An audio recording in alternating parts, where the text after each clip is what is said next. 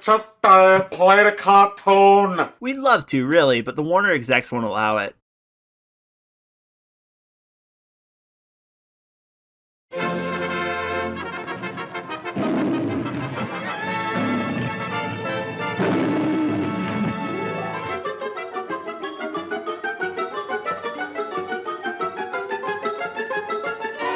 Released February 10th, 1940, Puss Gets the Boot would be the first Jasper and Jinx short. Being desperate for a character to stick, to boost the MGM animation studio, William Hanna and Joseph Barbera teamed together to form a new set of characters for the studio, eventually settling on a cat and mouse. Of course, even in the late 1930s, the cat and mouse trope had already been pretty much overdone, and producer Fred Quimby gave them the go-ahead for one short. Of course, history proved kind of the experiment, and after a name change and slight tweaks in the later shorts, Tom and Jerry would become pop culture icons. The plot has Tom, or Jasper, torturing a small mouse named Jinx, who again would become Jerry. Well, Jinx is the most common early name for the mouse, but one source I found pointed to a contemporary article calling the mouse Pee-wee. Hanna referred to the mouse Jinx in his autobiography, but that was decades later. Now, was this just a name some executive came up with? Or was this Hanna misremembering? Or is this article just phony? Never is the mouse named in the actual cartoon,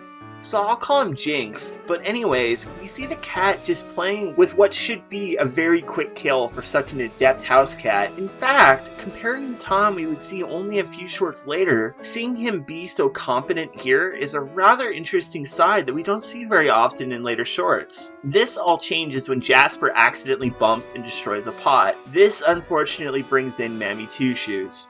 Again, that name has been questioned, but anyways. And she's the reason you won't often see Tom and Jerry shorts air unedited on TV. I don't want to bring this up in every single Tom and Jerry review I do, so I'll talk about it a bit here. She is an unfortunate stereotype of the time, played by actress Lillian Randolph, who was absolutely a fantastic actress, who may be best known today for appearing in It's a Wonderful Life. While I think the intention was good, trying to show a well-off person of color who seems to be really wealthy, I never got the impression that she was a maid or servant. Even in this short, she threatens Jasper that if he breaks anything else, any more breakings and that cat's going out of here.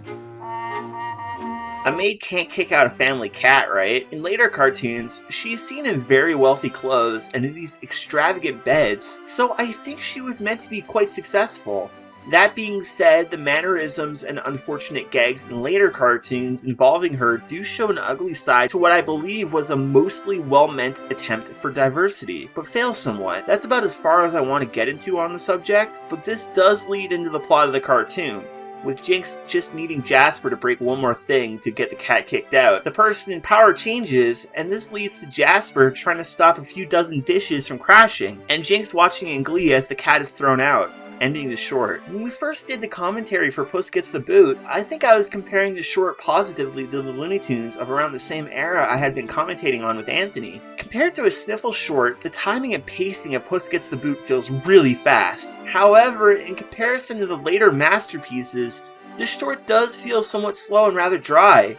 Tom, or well, Jasper, is far too house cat-like in nature, and hisses and cries in pain like a real cat. Combined with Jasper's rather inconsistent design throughout the short, most likely due to different animators not being exactly on model, it is just something I feel is drastically improved on by the third or fourth short. It just isn't as fun imagining a real cat get hurt. I feel like it runs a little bit long as well. For a first attempt though, I think this is a great start to one of the most legendary comedy duos of cinema. It only gets better from here, and then much worse from there.